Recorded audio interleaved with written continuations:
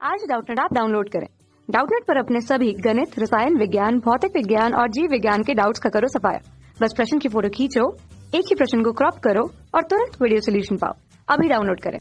Hello friend, हमारा प्रश्न यहाँ पर एक हाइड्रोजन परमाणु में इलेक्ट्रॉन nth कक्षा में है। उसको आयनित करने के लिए 90 नैनोमीटर तरंगदैर्घ्य के विद्युतीय चुंबकीय विकिरण का प्रयोग किया जाता है।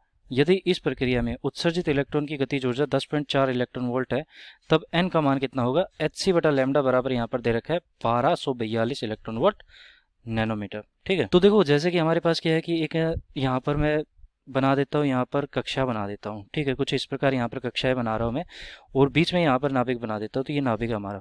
अब नाभिक के चारों ओर क्या होता है, जैसे ये हमारा नाभिक है और नाभिक के चारों ओर क्या होता है कि इलेक्ट्रॉन चक्कर लगाता है। तो हमें नहीं पता कौन सी कक्षा में चक्कर लगा रहा है, n बराबर 1, n बराबर 2, किसी में भी चक्कर लगा सकता है। ठीक है, अब मैं इसको आयनित करना चाहता हूँ, तो आयनित इसको करना चाहता हूँ, तो उस समय जो मुझे 90 नैनोमीटर तरंगदैर्घ्य का यहाँ पर विद्युत चुंबकीय तरंग का यहाँ पर प्रयोग करना पड़ेगा। ठीक है, तो यहाँ से मतलब कि प्रथम कक्षा से अगर मैं इसे निकालना चाहता हूँ, तो मुझे नहीं पता कौन सी कक्षा में इलेक्ट्रॉन हमारा चक्कर लगा रहा है। हो सकता है प्रथम में, हो सकता है द्वितीय में, हो सकता है तृतीय में चक्कर लगा रहा हूँ। ठीक है, तो इलेक्ट्रॉन अगर चक्कर लगा रहा है तो मैंने क्या किया कि बस इसको कुछ ऊर्जा दे दी। मुझे पता है यहाँ पर ऊर्जा कितनी दी मैंने। मेरे पास जो फोटोन है वो है यहाँ पर, जैसे कि मेरे पास जो तरंगदैर्घ्य है विद्युत चुंबकीय तरंग की, वो 90 नैनोमीटर है। ठीक है, तो लैम्डा यहाँ पर मेरे पास कितनी है, 90 नैनोमीटर। तो मैंने इतनी ऊर्जा दी, तो देखो 90 नैनोमीटर के लिए जो ऊर्जा होगी वो कितनी होगी, वो बराबर हमारी ई बराबर एच सी बटा लैम्डा मान लेते हैं। ठीक है, एच सी बटा लैम्डा, जो कि हमें प्रश्न में भी दे रखी है। एच सी बटा लैम्डा का मान 1242 इलेक्ट्रॉन वोल्ट बटा यहाँ पर लैम्डा भी आएगा। ठीक है, इसको हम लैम्डा लिख देते हैं, बटा यहाँ पर हमारा लैम्डा भी होगा और बटा होगा ये। ठीक है, इलेक्ट्रॉन वोल्ट प्रति नैनोमीटर। तो देखो लैम्डा का मान मुझे नैनोमीटर में ही रखना पड़ेगा, तो यहाँ से मेरी ऊर्जा जो निकल के आई 1242 बटा 90, और ये नैनोमीटर में ही रखा है मैंने। ठीक है, और ये इलेक्ट्रॉन वोल्ट, तो मेरी ऊर्जा कितनी निकल के आई यहाँ पर 1242 बटा 90। तो ये तो मेरी प्रथम समीकरण होगी। अब इतनी ऊर्जा मैंने दे दी है, और इसको निकलने के बाद जब ये यहाँ से इलेक्ट्रॉन निकल जाता है, जैसे कि मान लिया कि ये वाला इलेक्ट्रॉन या फिर ये वाला, जब इलेक्ट्रॉन हमारा निकल जाता है तो उस इलेक्ट्रॉन के पास जो गतिज ऊर्जा होती है वो कह रहा है कि वो 10.4 इलेक्ट्रॉन वोल्ट है। तो 10.4 इलेक्ट्रॉन वोल्ट इसके पास ई के है। ठीक है, गतिज ऊर्जा 10.4 इलेक्ट्रॉन वोल्ट है।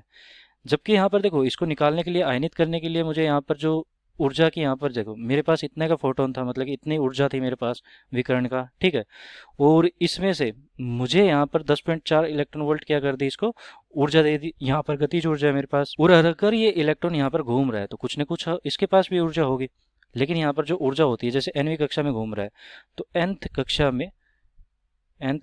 में ऊर्जा, तो वो कितनी होती है, वो होती है ई एन बराबर ये माइनस का 13.6 बटा एन स्क्वायर। अगर हाइड्रोजन परमाणु है तो उसके लिए बात करते हैं। ठीक है, तो यहाँ पर हाइड्रोजन परमाणु है, वैसे जेड स्क्वायर बटा एन स्क्वायर होता है, तो यहाँ पर कोई जेड लिखने की जरूरत नहीं है क्योंकि एक होता है उसका मान। ठीक है, तो माइनस का 13.6 बटा एन स्क्वायर इलेक्ट्रॉन वोल्ट हो गया यहाँ पर ई एन का मान।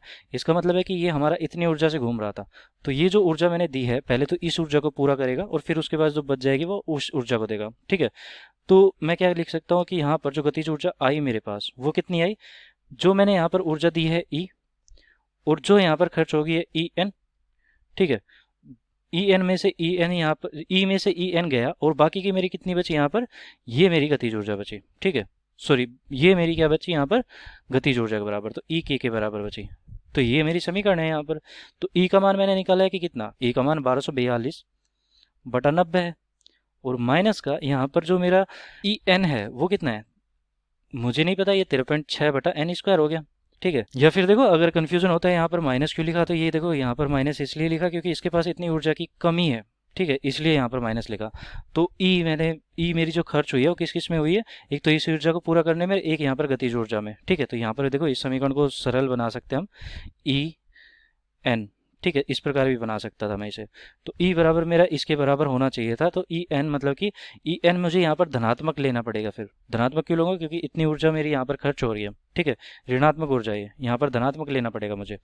तो ये हो गया मेरा इसका बराबर प्लस का ई के मेरा कितना है 10.4 इलेक्ट्रॉन वोल्ट। ठीक है, तो यहाँ से मेरी समीकरण ये बन चुकी है। अब इस समीकरण को हल करना पड़ेगा मुझे। तो इस समीकरण को यहाँ पर देखो एन का मान मुझे निकालना है, तो ये तो 10.4 है, और 90 का भाग 1242 में गया तो कितनी बार गया, ये गया मेरा 13.8 बार, और ये हो गया माइनस का 10.4, और यहाँ से 13.6 बटा एन स्क्वायर।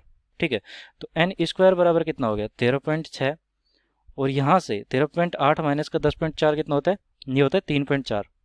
ठीक है, अब 3.4 का 13.6 हम भाग देंगे तो इसका मान आ जाता है 4 के बराबर, और अगर ये 4 है तो n का मान कितना हो जाएगा 2।